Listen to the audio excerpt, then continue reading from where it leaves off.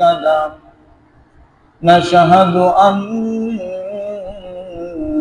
محمدا عبده ورسوله الذي أرسله بالحق بشيرا ونذيرا وداعيا إلى الله بإذنه وسراجا وقمرا منيرا فقد قال الله تعالى في كلامه المجيد والفرقانه الحميد সকলে মহব্বতের সাথে জবান খুলে পড়েন আউযু বিল্লাহি মিনাশ শাইতানির রাজীম বিসমিল্লাহির রহমানির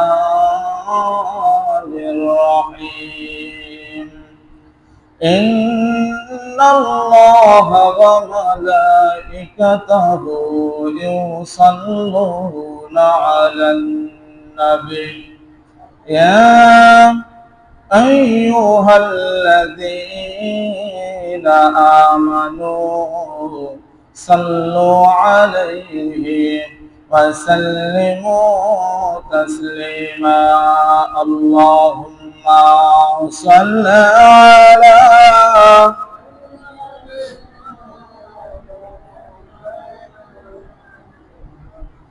وعلى آل سيدنا رسولنا محمد اللهم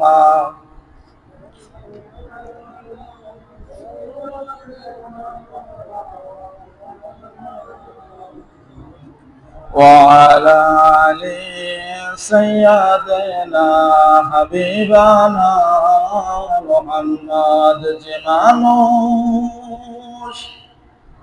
মানুষের বেদনায় কেঁদেছিল না জীবন মদিনায় যে মানুষ মানুষের বেদনায় কেঁদেছিল না জীবন মদিনায় সেই মাটি সেই মানুষ যদি হয় এত সুন্দর না জানি তাহলে তুমি কত সুন্দর না জানি তাহলে তুমি কত সুন্দর একটু জিকির করেন লা ইলাহা ইল্লাল্লাহ লা ইলাহা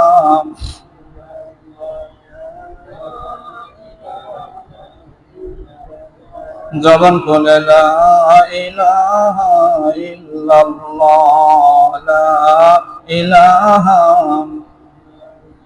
সুবহানাল্লাহ ওয়ালহামদুলিল্লাহ লা ইলাহা ইল্লাল্লাহ সুবহানাল্লাহ ওয়ালহামদুলিল্লাহ লা ইলাহা ইল্লাল্লাহ লা ইলাহা ইল্লাল্লাহ লা ইলাহা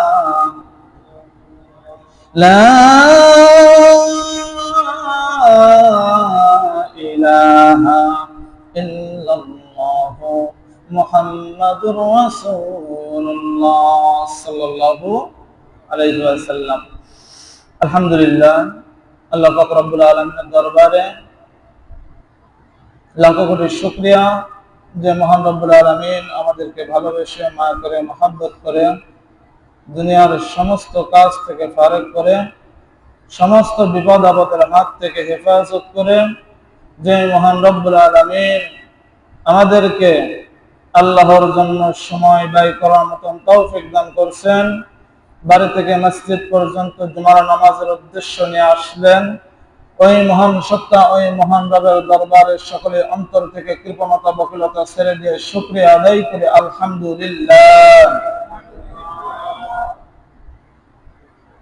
শতকোটি দরুদ ও সালাম মুক্তির মানবতার দিশারি সাইয়্যিদুল মুরসালিন খাতামান নবিয়্যিন আখির জামানার পয়গম্বর দো জাহানের সরদার জনাবে মুহাম্মদুর রাসূলুল্লাহ সকলে বলি সাল্লাল্লাহু আলাইহি ওয়াসাল্লাম। আল্লাহ পাক রব্বুল আলামিন আমাকে আপনাকে সবাইকে সমপরিমাণ ভালোবাসেন, ঠিক কিনা? আল্লাহর ভালোবাসার মাঝে কোনো সন্দেহ আছে? আল্লাহ ভালোবাসছেন বিধায় মসজিদ পর্যন্ত নিয়ে আসছেন, ঠিক কিনা? যদি ভালো না বাসতেন মসজিদ পর্যন্ত আসতে পারতাম? কত মানুষ আছে দেখেন এখনো মাঠে ঘাটে কাজ করছে, তারা নামাজেও যাবে না, আছে না?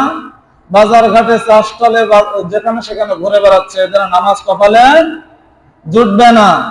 অথচ আজানের সঙ্গে সঙ্গে আল্লাহ পাক রব্বুল আলামিন মসজিদ পর্যন্ত নিয়ে আসছেন। এর চাইতে বড় নিয়ামত আর কিছু আছে? এটাই আল্লাহ তাআলার দরবারে শুকরিয়া আদায় করতে হবে। আল্লাহ পাক রব্বুল আলামিন দুনিয়ার জমিনে প্রত্যেকটা মানুষকে সমপরিমাণ ভালোবাসেন। আমরা যেমন কোন মানুষ, এক বাবার যদি 5টা সন্তান থাকে, বাবাকে 5টা সন্তানকে সমপরিমাণ ভালোবাসা দেয়?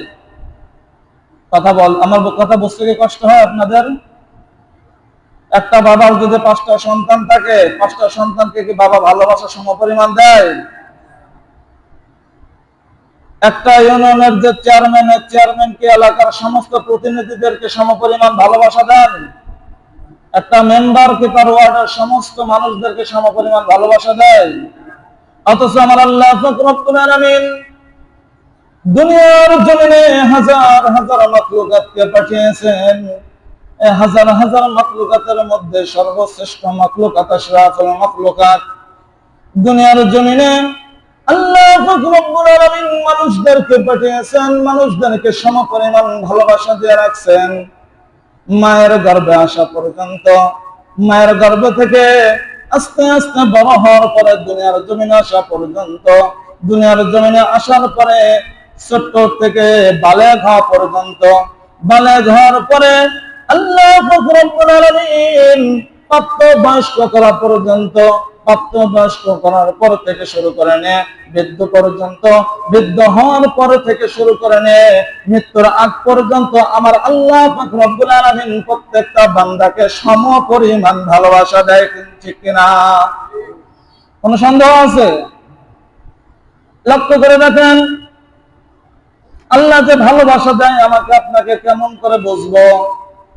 আল্লাহ পাক রব্বুল আলামিন যখন আমার বাবা এবং মার মিলনের মাঝ দিয়ে শুরু করে নিয়ে মায়ের রেহেম পর্যন্ত যখন আপনি আসলাম, সর্বপ্রথম এক ফোঁটা পানি থেকে শুরু করে নিয়ে রক্তের পিণ্ড তৈরি করলেন। রক্তের পিণ্ড তৈরি করার পরে ওই জায়গা থেকে আস্তে আস্তে আকৃতি দান করলেন।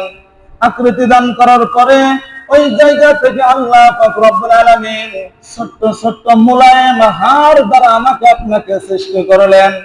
ছোট্ট ছোট্ট হাড়গুলো যখন আস্তে আস্তে পুষ্টির মাধ্যম দিয়ে বড় করলেন, এই যে 10 মাস 10 দিন পর্যন্ত যে মায়ের গর্ভের মাঝে থাকলাম, মায়ের রেহেমের ভিতরে থাকলাম, এই 10 মাস 10 দিন পর্যন্ত কি আমার বাবা মা আমাকে কি পেটের মাঝে কখনো খাবারের ব্যবস্থা করছে? অথচ আমার আল্লাহ পাক রব্বুল আলামিন অত্যন্ত মায়া করেন, আমাকে আপনাকে ভালোবাসেন, মহব্বত করেন। মা যে খাবার খাবে ওই খাবারের মাঝ থেকে আমার যতটুকু প্রয়োজন মায়ের রেহেমের ভিতরে যতদিন পর্যন্ত থাকবো ততদিন পর্যন্ত আল্লাহ ওইখান থেকে আমার আপনার খাবারের ব্যবস্থা ঠিকই করেছেন, ঠিক কিনা? ওই জায়গা থেকে যখন আমার আপনার থাকা যখন কষ্টকর, একটু বড় হইলাম, আল্লাহ শক্তি দিল, মায়ের গর্ভে তো ছোট্ট একটা জায়গা, ওই জায়গায় যখন আপনি থাকতে পারবো না, ওই জায়গা থেকে আমার আল্লাহ পাক রব্বুল আলামিন প্রাকৃতিক নিয়মে দুনিয়ার জমিনে নিয়ে আসলেন। দুনিয়ার জমিনে আসার পরে শুধুমাত্র কান্না ব্যতীত কোনো কথা বলতে পারতাম না। দুনিয়ার জমিনে আল্লাহ পাক রব্বুল আলামিন আমাকে আপনাকে পাঠাইলেন। দুনিয়ার জমিনে যখন আপনি আসলাম, যখন মায়ের গর্ভ থেকে দুনিয়ার জমিনে আসলাম, যখন মা কাজ করতো, কর্ম করতো, যখন কান্না করে দিতাম, ক্ষুধা লাগতো, মাকে বলতে পারতাম না, মা আমার ক্ষুধা লাগছে, আমাকে খাবার দাও, আমি খাবার খাবো, এই কথাটা বলতে পারতাম না, শুধু কান্না করতাম। আমার আল্লাহ পাক রব্বুল আলামিন ওই সন্তানের থেকে আমার মায়ের ভিতরে একটা কালেকশন সৃষ্টি করে দিয়েছে।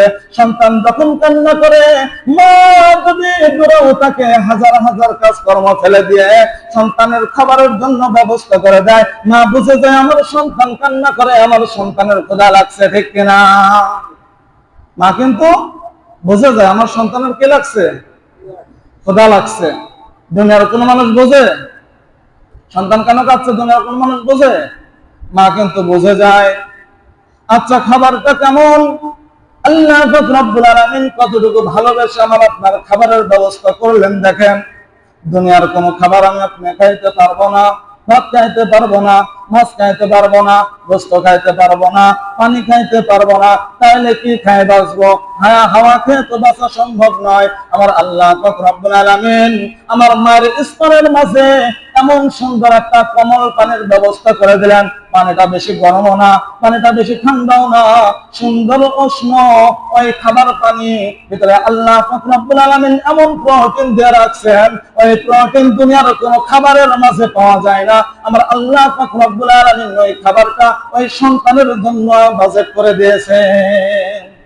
সুবহানাল্লাহ, বাজ্জা করবেন। তাহলে আমার আল্লাহ কতটা ভালোবাসেন।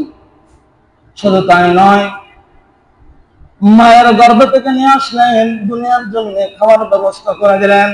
বাবা মার অন্তরের মাঝে যতটুকু মায়া আছে, যত মহব্বত আছে, তার চাইতে হাজার হাজার লক্ষ কোটি গুণ বেশি মায়া মহব্বত দিয়া আমার আল্লাহ আমাকে আপনাকে এত দূর পর্যন্ত বড় করছে। বিশ্বাস হয়? তাহলে আল্লাহ ভালোবাসে কিনা? আল্লাহ ভালোবাসে কিনা? এখন আল্লাহ যদি আমাকে ভালোবাসে, আমি আপনি আল্লাহর জন্য কি করতে পারি? কারো থেকে কোনো কিছু নিতে হলে তাকে দিতে হবে। বুঝেন নাই মনে হয় আমার কথা? কারো থেকে কোনো কিছু নিতে হলে আমাকে তো কিছু দেওয়া লাগবে। 5টা বন্ধু যদি একত্রে থাকে, মনে করেন প্রতিদিন একই টাইমে 5টা বন্ধু বাহির হয়, বেড়াইতে যায়, প্রতিদিন 4 বন্ধু খাওয়ায়, এক বন্ধু খাওয়াইতে পারে না। কিছুদিন পরে কেউ এক বন্ধুকে রাখবে সাথে? আচ্ছা, ও যদি ওর ভিতরে যদি পরিপূর্ণ মনুষ্যত্ব থাকে, ও মনে মনে ভাববে যে আমি তো প্রতিদিন ওদের তা খাই, আমি যদি না খাওয়াই তাদের সঙ্গে আমার সম্পর্ক কি থাকবে না, ভালো থাকবে না। তাহলে খাওয়াইতে হবে। উদাহরণ দিলাম আমি, খাওয়াইতে কি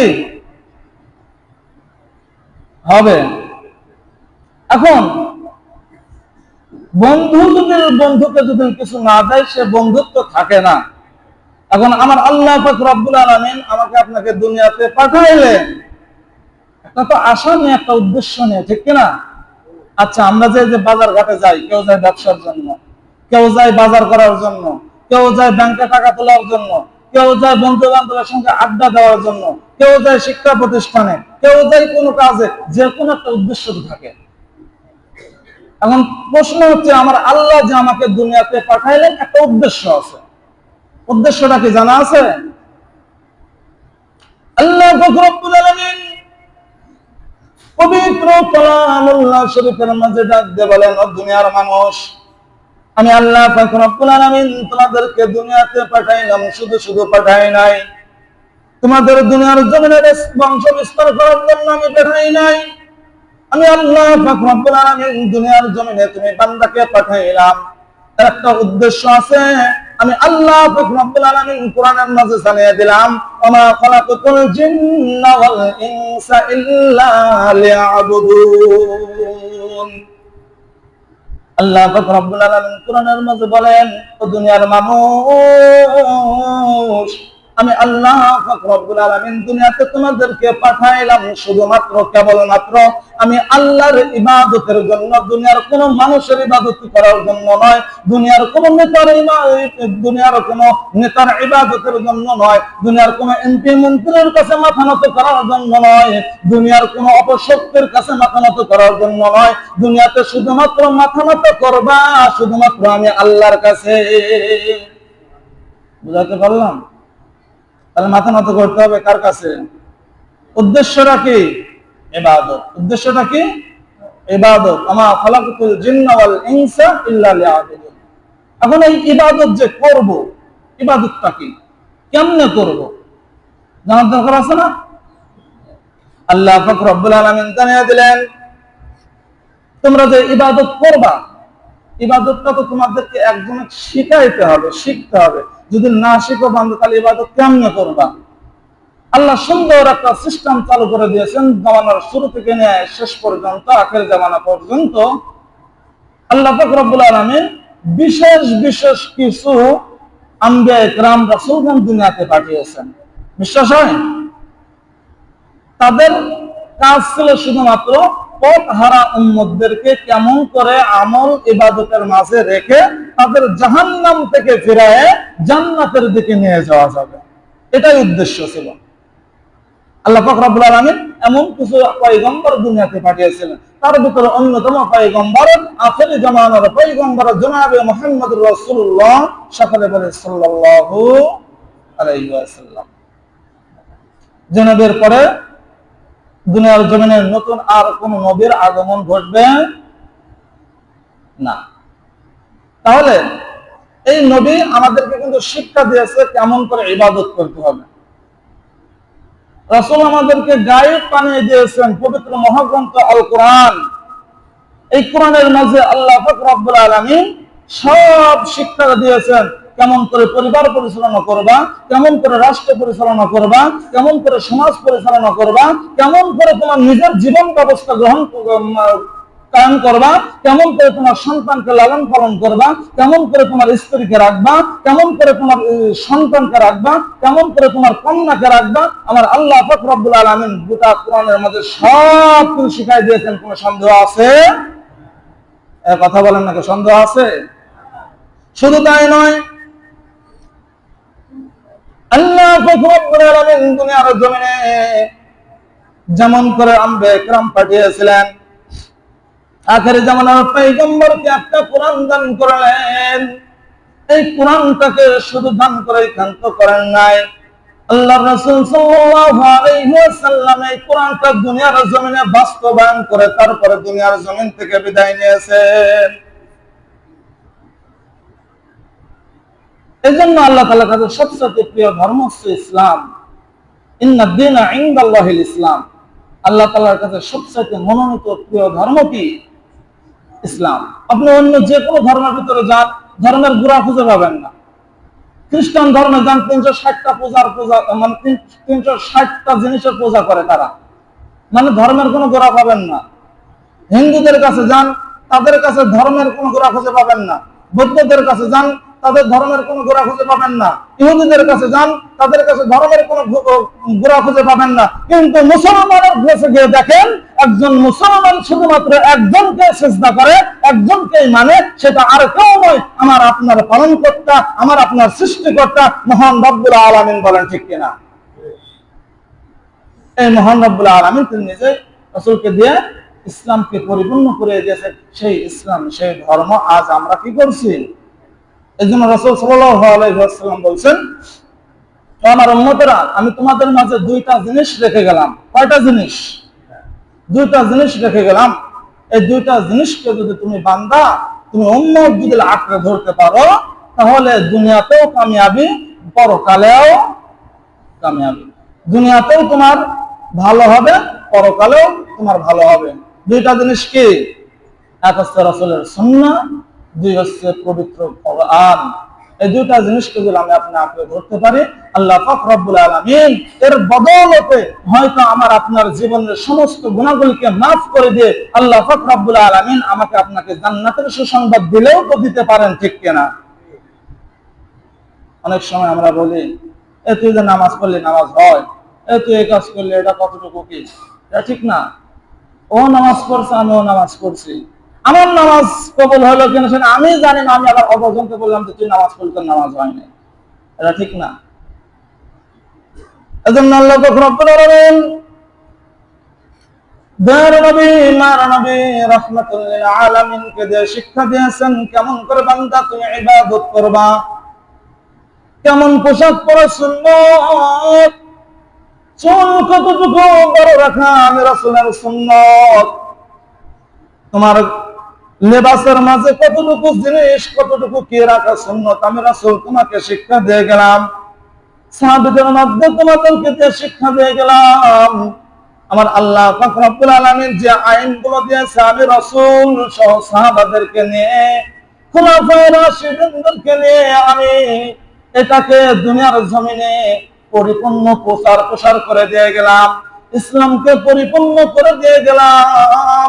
এই ইসলামকে বান্দা তুমি যদি ধরে রাখতে পারো, এই ধর্মকে যদি ধরে রাখতে পারো, এই কোরআনকে যদি ধরে রাখতে পারো, এই সুন্নাহকে যদি তুমি বান্দা ভালোবাসতে পারো, আমি রাসূল কথা দিলাম কাল কিয়ামতের ময়দানে আমি রাসূল তোমার নামে সুপারিশ করে তোমাকে জান্নাতে নেওয়ার ব্যবস্থা করে দেব। কিন্তু আল্লাহ রাসূলের যে সুপারিশ আমি আপনি পাইতে চাই, 5টা কথা বললে তার ভিতরে 4.5টাই বলে মিথ্যা কথা। এ কথা বুঝেন না মনে হয়? 5টা কথা বললে তার ভিতরে 4.5টাই বলে মিথ্যা কথা। সকালবেলা উঠে কোরআন না পড়ে মিথ্যা কথা দিয়ে মুগ্ধ হই, দোকানপাটে রাস্তাঘাটে সময় চলে যায়, মসজিদের মাইকে আজান হয়ে যায়, মসজিদে কোনো মুসল্লি পাওয়া যায় না, এমন সময় যায় ইমাম আর মুয়াজ্জিন একলা একলা নামাজ পড়ে, এমন জায়গা আছে না নাই? এমন যদি হয় আমার আপনার আখলাক, এমন যদি হয় আমার আপনার চরিত্র, আল্লাহ রাসূলকে মুখে মুখে মানলাম, আল্লাহ রাসূলের বিধানকে মুখে মুখে মানলাম, কিন্তু রাষ্ট্র পরিচালনা করার সময় আল্লাহ রাসূলের নাম নিশানা নাই। আল্লাহ পাক রব্বুল আলামিন কোরআনের মাঝে যে আইনগুলো দিয়েছেন, আইনগুলো মানা ফরজ আইন, এই কোরআনকে বাস্তবায়ন করা বাদ দিয়ে যদি আমরা মানুষ রচিত কোন আইনকে বাস্তবায়ন করতে চাই, তাহলে সেটা কি আল্লাহ রাসূলের সুপারিশের যোগ্য? আল্লাহ রাসূলের সুপারিশের যোগ্য? এজন্য আমাকে আপনাকে পরিপূর্ণভাবে কোরআন এবং সুন্নাহকে আঁকড়ে ধরতে হবে। আর কোন ব্যক্তি যদি কোরআন এবং সুন্নাহকে পরিপূর্ণভাবে আঁকড়ে ধরতে পারে, ভালো করে বোঝেন, কোন ব্যক্তি যদি আল্লাহর রাসূলের কোরআন, আল্লাহ তাআলার কোরআন এবং রাসূলের সুন্নাহকে যদি পরিপূর্ণ আঁকড়ে ধরতে পারে, তাহলে আমার রাসূল আমার আপনার জন্য সুপারিশ করে জান্নাতে নেওয়ার ব্যবস্থা করবেন। আর যদি তাগুলো না মানি, আল্লাহ রাসূল যেটা বলছেন সবগুলো বিপরীতে চেষ্টা চিন্তা করি, তাহলে আল্লাহ রাসূলের সুপারিশ পাওয়া কি সৌভাগ্য আমার আপনার আছে? কথা বলেন না কেন, আছে? রাসূলের ভালোবাসা আমার আপনার অন্তরের মাঝে নাই, রাসূলের ভালোবাসা আমার আপনার অন্তরের ভিতরে নাই, মনের মাঝে নাই। অথচ সাহাবীদের মাঝে তাকায় দেখেন, রাসূলকে ভালোবাসতে তারা নিজের জীবনটাকে পর্যন্ত বিলিয়ে দিয়েছেন। আল্লাহ রাসূল সাল্লাল্লাহু আলাইহি ওয়াসাল্লাম বললেন, লা ইউমিনু আহাদুকুম হাত্তা আকুনা হাব্বা ইলাইহি মিন ওয়ালিদিহি ওয়া ওয়ালাদিহি ওয়ান নাসি আজমাইন। আল্লাহ রাসূল সাল্লাল্লাহু আলাইহি ওয়াসাল্লাম সাহাবীদেরকে বলেন, সাহাবীরা তোমরা যতক্ষণ পর্যন্ত তোমাদের সবকিছুর চাইতে সবকিছু বাদ না দিয়ে আমি রাসূলকে ভালোবাসবা, ততক্ষণ পর্যন্ত আমি রাসূলের ভালোবাসা তোমাদের জন্য গ্রহণযোগ্য নয়। যদি আমি রাসূলকে ভালোবাসতে চাও, তোমার ধন সম্পদ টাকা পয়সা যা কিছু আছে, এমনকি ঘরের স্ত্রী ছেলে সন্তান পর্যন্ত মায়া ত্যাগ করে যদি আমি রাসূলকে ভালোবাসতে পারো, আমি রাসূলের সুন্নাহকে যদি আঁকড়ে ধরতে পারো, তবেই আমি রাসূলের ভালোবাসার যোগ্য তুমি। তাছাড়া তুমি আমি রাসূলের ভালোবাসার যোগ্য নয়। আর আমরা ভালোবাসি কি? পিছন থেকে নারায়ে তাকবীর আল্লাহু আকবার দিয়ে সামনে যখন দেখি পিটানি শুরু হয়ে গেছে, পিছন থেকে একটাও নাই। অবস্থাটা তো এমনই, তাই না? আসলে লক্ষ্য করে দেখেন সাহাবায়ে কেরামরা রাসূলকে কেমন ভাবে প্রোটেক্ট করেছিলেন, কেমন ভাবে ভালোবেসে আগলে রাখতেন। রাসূলের দিকে যদি কোনো সময় তীর ছুটে আসতো, শত শত সাহাবী তাদের বুকটাকে টান করে দিতেন যে রাসূলের গায়ে যাতে তীরের আঘাত না লাগে, ওই তীরের আঘাতটা যাতে আমার অন্তরের মাঝে লাগে। তীরটা এসে আমার অন্তরে লাগুক, আমার বুকে লাগুক, আমার মাথায় লাগুক, আমার শরীরে লাগুক, সমস্যা নাই, কিন্তু আমি থাকা অবস্থায় আমার রাসূলের জন্য এক চুল পরিমাণ যেন ক্ষতি না হয়। অথচ সেই রাসূলের ক্ষতি করা তো দূরের কথা, আমি এমন মুসলমান, এই মুসলমান ঘরের কিছু সন্তান, কুলাঙ্গার সন্তান আছে, রাসূলকে পর্যন্ত গালি দেয়, রাসূলকে পর্যন্ত কটূক্তি করে। আমি এমন মুসলমান, আমার শরীরের রক্ত এক চুল পরিমাণ গরম হয় না, আছে না? তাহলে কেমন মুসলমান? আমার সামনে আমার রাসূলকে গালি দিবে, আমি কিছু বললাম না, আর আমার রাসূল আমার জন্য সুপারিশ করে জান্নাতে নিয়ে যাবে। মামার বাড়ির মোয়া, মামার বাড়ির মোয়া চাইলাম আর পায়ে গেলাম। ছোট্ট একটা সাহাবীর ঘটনা বললে বুঝে আসবে। সাহাবায়ে কিরাম রাদিয়াল্লাহু তাআলা আনহুরা কেমন করে রাসূলকে ভালোবাসতেন। রাসূল সাল্লাল্লাহু আলাইহি ওয়াসাল্লাম যখন মসজিদে নববীতে যখন নামাজ পড়াইতেন, নামাজ পড়ানোর সময় কিছুদিন ধরে লক্ষ্য করতেন, ছোট্ট একটা 7 থেকে 8 বছরের বালক, যার উপরে এখন পর্যন্ত নামাজ ফরজ হয় নাই, ওই ব্যক্তিটা তার বাবার মাঝের আঙ্গুলটা ধরে ধরে রাসূলের পিছনে এসে জামাতের সাথে নামাজ আদায় করত। নামাজ যখন শেষ হয়ে যেত, নামাজ শেষ হওয়ার পরে আবার ওই বাবার আঙ্গুলটা ধরে ছোট্ট ছোট্ট পায়ে টুকটুক করে হাঁটতে হাঁটতে আবার বাড়ি পর্যন্ত চলে যাইত। রাসূল কয়েকদিন লক্ষ্য করলেন, ছোট্ট মানুষদেরকে প্রত্যেকটা মানুষ কিন্তু ভালোবাসে, কিন্তু রাসূলের ভালোবাসা অপরিসীম। রাসূল সাল্লাল্লাহু আলাইহি ওয়াসাল্লাম ছিলেন এতিম একজন মানুষ। এতিম হওয়ার কারণে তিনি বাচ্চাদেরকে সবচাইতে বেশি ভালোবাসতেন। বেশি ভালোবাসার জায়গা থেকে রাসূল সাল্লাল্লাহু আলাইহি ওয়াসাল্লাম এই বাচ্চাটাকে কাছে নিয়ে ডাকলেন, আদর করতেন, মায়া করতেন, মহব্বত করতেন। এত ভালোবাসা, এত মায়া, এত মহব্বত দিয়েছেন, রাসূলের ভক্ত হয়ে গেছে। রাসূলের ভক্ত হওয়ার পরে কিছুদিন যখন যায়, রাসূল সাল্লাল্লাহু আলাইহি ওয়াসাল্লাম একদিন নামাজ শেষে তালহাকে ডাক দিয়ে বলে, আবু তালহা, আমি তোমাকে যদি বলি তোমার বাবাকে একটু শাস্তি দিতে হবে, তুমি কি পারবা? ছোট্ট আবু তালহা ডাক দিয়ে বলে, ইয়া রাসূলুল্লাহ, ইয়া হাবিবাল্লাহ, আপনি যদি হুকুম করেন, আপনি যদি অর্ডার করেন, এই অর্ডার, ওই হুকুম ফেলানোর মতো ক্ষমতা আমি তালহার নাই। ছোট্ট নাবালক বাচ্চা তালহা ডাক দিয়ে বলে, ইয়া রাসূলুল্লাহ, ইয়া হাবিবাল্লাহ, আমার এখন কি করতে হবে? রাসূল ডাক দিয়ে বললেন, ও তালহা, ওই যে দেখো তরবারি, ওই তরবারিটা নিয়ে তোমার বাবাকে একটু শায়েস্তা করো। তালহাকে বলতে দেরি, তালহা কোষ থেকে তরবারিটা বের করে নিয়ে বাবার দিকে এক দৌড়ে দৌড়ে গেছে, বাবাকে শায়েস্তা করবে। রাসূলের অর্ডার। যখন বাবার কাছ পর্যন্ত পড়ায় চলে গেছে, দয়ার নবী, মায়ের নবী তালহাকে ডাক দিয়ে বলে, তালহা রে, আর আগাস নয়, জায়গায় দাঁড়ায় যা।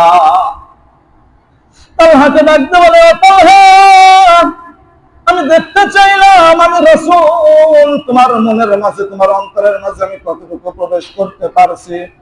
তুমি ছোট্ট মানুষ, এই ছোট্ট মানুষটার ভিতরে আমার আল্লাহ পাক রব্বুল আলামিনের কতটুকু জ্ঞান, কতটুকু ভয় তোমার অন্তরের মাঝে প্রবেশ করেছে।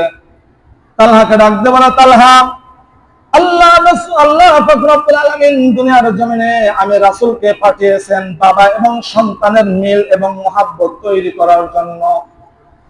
আল্লাহ পাক রব্বুল আলামিন আমাকে দুনিয়ার জমিনে বাবা সন্তানের মাঝে মিল মহব্বত ছিন্ন করার জন্য নয়। তালহা রে, আর আগাস না, তুই এখন আমার কাছে ফিরে আয়। তালহা যখন ফিরে আসলো, তার হাত থেকে তরবারিটা নিয়ে আবার যখন কোষমুক্ত করা ছিল, কোষের ভিতরে যখন ঢুকায় ফেললো, তালহা এমন করে যাতায়াত করে। তালহাকে রাসূল ভালোবাসে বিধায় সমস্ত সাহাবীরা তালহাকে অত্যন্ত বেশি ভালোবাসতেন। ছোট্ট মানুষ, ছোট্ট মানুষকে কে না বেশি ভালোবাসে। হঠাৎ করে একদিন মসজিদে নববীর মাঝে রাসূল সাল্লাল্লাহু আলাইহি ওয়াসাল্লাম নামাজ শেষ করার পরে তালহার বাবাকে ডাক দিয়ে বলে, ও আমার সাহাবী, তালহাকে তো দেখি না, কয়েকদিন ধরে তালহার কি হয়েছে? তালহা কোথায়? নামাজে আসে না কেন?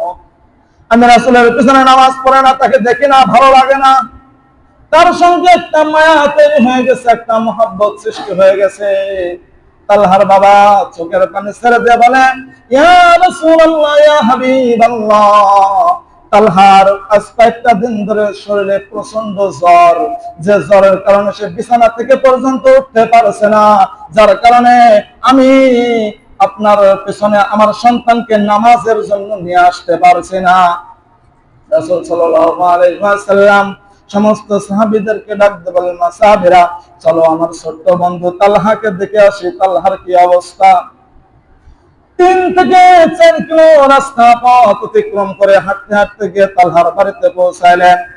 তালহার বাড়িতে গিয়ে দেখে তালহা বিছানাগত অবস্থায় শুয়ে আছে, জ্বরের কারণে কথা পর্যন্ত বলতে পারছে না, এমন খারাপ অবস্থা। দয়ার নবী, মায়ের নবী রাহমাতুল লিল আলামিন তালহার মুখমণ্ডলে সুন্দর কুদরতি হাত দ্বারা তার মুখটাকে সুন্দর করে মাসাজ করে দিলেন, মাথাটাকে একটু নড়ায় দিলেন। মাথাটা নড়ানোর পরে তালহা যখন তালহার কাছ থেকে দয়ার নবী, মায়ের নবী বাহির হয়ে আসলেন, বাহির হয়ে আসার পরে তালহার বাবাকে ডাক দিয়ে বলে, তালহার বাবা তুমি একটু আমাদের সঙ্গে এদিকে আসো। তালহার বাবা যখন আসলেন, তালহার বাবাকে ডাক দিয়ে বলে, ও তালহার বাবা, তালহা যদি আজকে রাত্রের ভিতরে ইন্তেকাল করে আমাকে খবর দিবা, আমি তালহার জানাজা পড়াবো। এই কথা বলে যখন সাহাবীদেরকে নিয়ে রাসূল সাল্লাল্লাহু আলাইহি ওয়াসাল্লাম ফিরে চলে আসলেন, বাবাকে সত্য তালহা ডাক দিয়ে বললে, বাবা রাসূল আপনাকে ডাক দিয়ে কি বললো? তালহার বাবা ডাক দিয়ে বলে, আমার সন্তান রে, রাসূল বলছে আজকে রাত্রের ভিতরে যদি আমার তালহা মৃত্যুবরণ করে তাহলে আমাকে যেন সর্বপ্রথম খবর দেওয়া হয়। এই তালহার কাফন দাফনের দায়িত্ব এবং তার জানাজা করা পর্যন্ত সব দায়িত্ব আমি রাসূলের। তালহা ডাক দিয়ে বলে, বাবা আমার রাসূল যখন বলছে আজকে রাতের ভিতরে যদি আমি মৃত্যুবরণ করি তাহলে ধরে নাও আজকে রাত্রে আমার শেষ রজনী। কারণ আমার রাসূলের কথা কোন সময় বিফলে যায় না, কিন্তু আমার মৃত্যুবরণ করার আগে একটা আপনার কাছে ওসিয়ত, এই ওসিয়তটা হলো আমি মৃত্যুবরণ করার পূর্বে রাসূলের কাছে যেন আমার খবর না যায়। গভীর রাত্রি হয়ে যায়, তালহা মৃত্যুবরণ করেছে। তালহার বাবা তাকে সুন্দর করে গোসল করে সাদা কাপড়ের কাপড়ে প্যাকেট করে মুড়ায়, তারপরে তালহাকে নিজের বাবা জানাজা করায়, তাকে কাফন দাফন শেষ করে যখন চলে আসলেন, ফজরের টাইমে যখন তালহার বাবা ঘুম থেকে উঠে আজানের সঙ্গে সঙ্গে মসজিদে চলে আসলেন, মসজিদে নামাজ পড়ার পরে তালহার বাবাকে দয়ার নবী, মায়ের নবী ডাক দিয়ে বলেন, ও তালহার বাবা, রাত্রে বেলা তো কোনো খবর আমাকে দিলে না, এখন বলো তালহার খবর কি, তালহার কি অবস্থা? রাত্রে বেলা তো আমাকে কিছুই জানালে না, কোনো খোঁজ খবর এখন পর্যন্ত পাইলাম না। তালহার বাবা চোখের পানি ছেড়ে দিয়ে হাওমাও করে কান্না করে। তালহার বাবা ডাক দিয়ে বলে, ইয়া রাসূলুল্লাহ, ইয়া হাবিবাল্লাহ, তালহা আর কোনদিন আমার আঙ্গুল ধরে আপনার পিছনে এসে আপনার পিছনে জামাতে ইক্তেদা করবে না, আপনার পিছনে নামাজ পড়বে না, আপনার সঙ্গে হাসি ঠাট্টা মজা করবে না। তালহা কখনো আপনার পিছনে আসবে না, তালহা আর কোনদিন মসজিদে নববীতে আসবে না। রাত্রে মৃত্যুবরণ করার পরে আমি তালহার বাবা তার জানাজা করে তাকে মাটিতে দাফন করে দিয়েছি। তালহার বাবাকে ডাক দিয়ে বলে, রাসূল সাল্লাল্লাহু আলাইহি ওয়াসাল্লাম, তালহার বাবা, আমি তো বলেছিলাম তালহা যদি মৃত্যুবরণ করে তাহলে তালহার জানাজা আমি পড়াবো, তাহলে আমাকে কেন খবর দাও নাই? তালহার বাবা ডাক দিয়ে বলে, ইয়া রাসূলুল্লাহ, ইয়া হাবিবাল্লাহ, আমি তো চেয়েছিলাম আপনাকে খবর দিতে, কিন্তু আমার সন্তানের মৃত্যুর আগে একটা ওসিয়ত ছিল। বলে, কি ওসিয়ত? বলে, আমার সন্তান বলেছিল আমি মৃত্যুবরণ করার পরে আমার রাসূলকে জানানোর কোনো দরকার নাই, আমি রাসূলকে যেন জানানো না হয়, আপনি আমার পিতা, আপনি আমার জানাজা করে আমাকে দাফন করে দিবেন, আমার রাসূলকে বলার কোনো প্রয়োজন নাই। যার নবী চোখের পানি ছেড়ে দিয়ে কান্দে। তার বাবাকে ডাকতে বলে, এর তো কোনো একটা কারণ আছে, এর কি কোনো একটা উদ্দেশ্য আছে, আমাকে কি বলা যাবে? যার নবী মায়ের নবীকে ডাকতে বলে, ইয়া রাসূলুল্লাহ, ইয়া হাবিবাল্লাহ, আমার সন্তান আপনাকে এত পরিমাণ ভালোবাসে, ওই মসজিদে নববী থেকে শুরু করে নিয়ে আপনার হুজরাখানা থেকে শুরু করে নিয়ে আমি তালহার বাড়ি পর্যন্ত 3 থেকে 4 কিলো রাস্তা, এর মাঝে অনেক ইহুদিদের বাড়ি আছে। এই জায়গা থেকে আপনাকে যদি খবর দেওয়া হয়, হয়তো আপনি নিজের সব কিছু ত্যাগ করে আপনি চলে আসতেন আমার জানাজার জন্য। কিন্তু ওই জায়গায় যদি মাঝ রাস্তায় অন্ধকারের ভিতরে কোন ইহুদি কাফেররা যদি আমি তালহার কারণে আমার রাসূলকে আঘাত করে, আমি রাসূলের শরীর, আপনার রাসূলের শরীর থেকে যদি এক চুল পরিমাণ যদি রক্ত বাইর হয়ে জমিনে যদি পড়ে যায়, কাল কিয়ামতের ময়দানে আমার আল্লাহ যদি আমাকে বলে তালহারে তোর কারণে আমার বন্ধু আমার প্রিয় নবীর শরীর থেকে রক্ত ঝরছে রে, ও তালহা এর হিসাব দিবি, তারপরে তুই জান্নাতে যাবি। ছোট্ট তালহার মনে দেখেন কি ভালোবাসা, কি মায়া, কি মহাব্বত। তালহাকে এমন কথা বলার কারণে আমি পিতার ফেলতে পারি না এই কথাটা। দার নবী মার নবী রাহমাতুল লিল আলামিন এবার সমস্ত সাহাবীদেরকে ডাক দিয়ে বলে, ও সাহাবীরা রে, চলো যাই তালহার কবরটাকে একটু জিয়ারত করে আসি, তালহার কবরটা একটু দেখে আসি আমার তালহা কি করছে। সাহাবীদেরকে নিয়ে যখন তালহার কবরের কাছে চলে গেলেন, কবরের কাছে 2 হাত মুড়ে দিয়ে বসার পরে আসমানের দিকে তাকায়া বললেন, আল্লাহ আমার তালহার জানাজাটা আমি করতে পারি নাই, আমার নবুয়তের চোখের আমাকে দেখায়া দাও আমার তালহা কবরের মাঝে কি করছে। আল্লাহ পাক রব্বুল আলামিন রাসূলকে নবুয়তের চোখ দ্বারা দেখায় দিলেন, তালহা জান্নাতের ভিতরে খেলাধুলা করছে, হাসি ঠাট্টায় ব্যস্ত আছে। তালহা সুন্দর ছোট্ট পাখির মতো ওই জান্নাতের ভিতরে দৌড়ে বেড়াচ্ছে, কান্না করতে করতে আমার রাসূল সুন্দর করে একটা মুস্কি হাসি দিয়ে ওই জায়গা থেকে উঠে আসলেন। সাহাবীরা প্রশ্ন করলেন, ইয়া রাসূলুল্লাহ, ইয়া হাবিবাল্লাহ, আপনি কান্না করছেন দেখলাম, কিন্তু কান্না করতে করতে এই মুহূর্তে যে আপনি একটা মুস্কি হাসি দিলেন, এর কারণটা কি জানতে পারি? রাসূল সাল্লাল্লাহু আলাইহি ওয়াসাল্লাম সাহাবীদেরকে বললেন, ও সাহাবীরা রে, আমার তালহা দুনিয়ার জমিন থেকে বিদায় নেওয়ার পরে আমি যখন কষ্ট পেয়েছিলাম, কষ্ট পাওয়ার পরে কবর পর্যন্ত যখন আসলাম, কবর পর্যন্ত আসার পরে আমি আল্লাহকে যখন বললাম, আল্লাহ আমার নবুয়তের চোখ দ্বারা দেখো আমার তালহা কি করছে, আমি দেখলাম আমার তালহা জান্নাতের ভিতরে পাখিদের সঙ্গে দৌড়াদৌড়ি করছে আর খেলাধুলা করছে, এটা দেখে আমার মনটা জুড়ায় গেছে, যার কারণে আমি রাসূল মুস্কি হাসি দিয়েছি। সুবহানাল্লাহ। বাজ্জা কবে কেমনে সম্ভব? শুধুমাত্র সম্ভব রাসূলের ভালোবাসায়। বুঝাতে পারলাম? তারা রাসূলকে এত ভালোবাসে, ছোট্ট মানুষ, অথচ রাসূলের ভালোবাসা ভুলে নাই। অথচ আমি আপনি বড় হইতে হইতে হইতে হইতে বুড়ো হয়ে গেছে, এক দুই পা কবরে চলে গেছে, অথচ যদি বৃষ্টি বাদল আসারও যদি খায় তা পশ্চিম মুখে পড়ি। আছে না এমন মানুষ?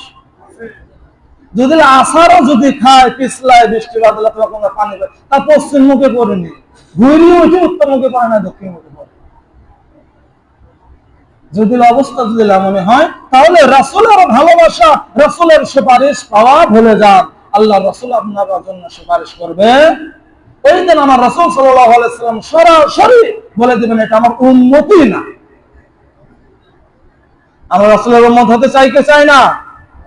রাসূলের উম্মত যদি হতে চাই, তাহলে আল্লাহ পাক রব্বুল আলামিন কোরআনে মাজিদে বলছেন, আমা খলাকতুল জিন্না ওয়াল ইনসা ইল্লা লিয়াবুদুন, বান্দা আমি আল্লাহ তোমাকে দুনিয়াতে যে উদ্দেশ্য নিয়ে পাঠিয়েছি, আমি আল্লাহর ইবাদত করবা, আমি আল্লাহকে সিজদা করবা, আমি আল্লাহকে ভালোবাসবা, আমি রাসূল আমার রাসূলের অনুগত করবা, আমার রাসূলের সুন্নতকে আঁকড়ে ধরবা, আমার রাসূলের সুন্নত অনুযায়ী তোমার পরিবার চালাবা, আমার রাসূলের আদর্শ মোতাবেক তুমি মেনে চলবা।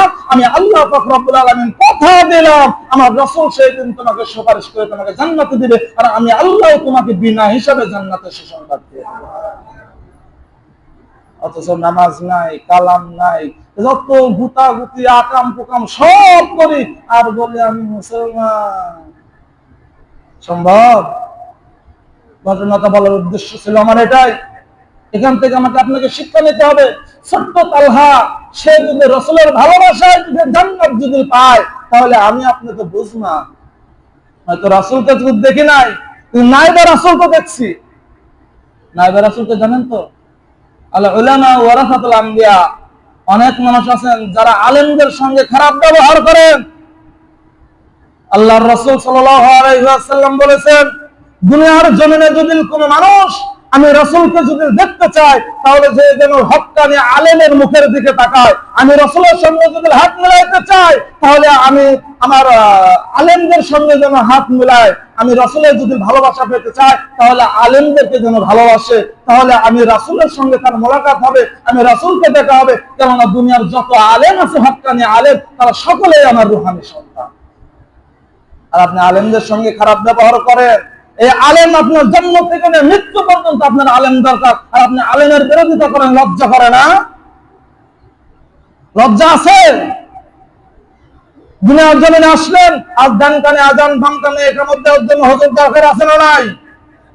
আপনি মৃত্যুবরণ করলে মৃত্যুবরণ করার পরে মসজিদের হুজুরের দরকার আছে না নাই? আপনি মৃত্যুবরণ করার পরে আপনাকে দাফন করার জন্য হুজুরের দরকার আছে না নাই? বালে ঘরেন, বালে ঘর করে কানায় যদি শিখলেন, আপনার বিবাহ করানোর জন্য হুজুরের দরকার আছে না নাই? তাহলে জন্ম থেকে শুরু করে মৃত্যু পর্যন্ত যে জায়গায় একটা হুজুরের দরকার হয়, আর সেই জায়গায় আপনি হুজুরের বিরোধিতা করেন। লজ্জা করে না? নিজের বিবেকটাকে একটু প্রশ্ন করেন, নিজের বিবেকটাকে একটু মানায় নেন। হয়তো আল্লাহ পাক রব্বুল আলামিন রাসূলের মাধ্যমে আমাকে আপনাকে মানায় জান্নাতে নিয়ে যাবে। আর আলেমদের সঙ্গে যদি খারাপ ব্যবহার করেন, আমার রাসূল আপনাকে, আমি আলেম যদি মাফও যদি করি, আমার কথা বলছি, আমি যদি মাফও যদি করি, আমার আল্লাহ মাফ করবে না। কারণ আমি রাসূল, আমি আলেম, একজন আল হক্কানি আলেমের সঙ্গে যদি আপনি খারাপ ব্যবহার করেন, কষ্ট পাবে সর্বপ্রথম কে? আখিরি জামানার পয়গম্বর দয়ার নবী মায়ের নবী রাহমাতুল লিল আলামিন। কেননা হক্কানি আলেম গুলো হচ্ছে রাসূলের রূহানি সন্তান। আপনি তার সন্তানদেরকে কষ্ট দিবেন, বাবা কষ্ট পাবে না? আর আমার রাসূল যদি কষ্ট পায়, আমার আল্লাহ কি বসে থাকবে? বোঝেন না মনে হয়। এই জন্য আলেমদের সঙ্গে ভালো ব্যবহার করেন, গরিব দুঃখীদের সঙ্গে ভালো ব্যবহার করেন, এতিমদেরকে ভালোবাসেন, সবাইরে ভালোবাসেন, আমার আল্লাহ আপনাকে ভালোবাসবে। আল্লাহ পাক রব্বুল আলামিন আমাকে আপনাকে সবাইকে বুঝার এবং মানার এবং আমল করার সহিহ বুঝদান করুন। সকলে বলে আমিন। আল্লাহ পাক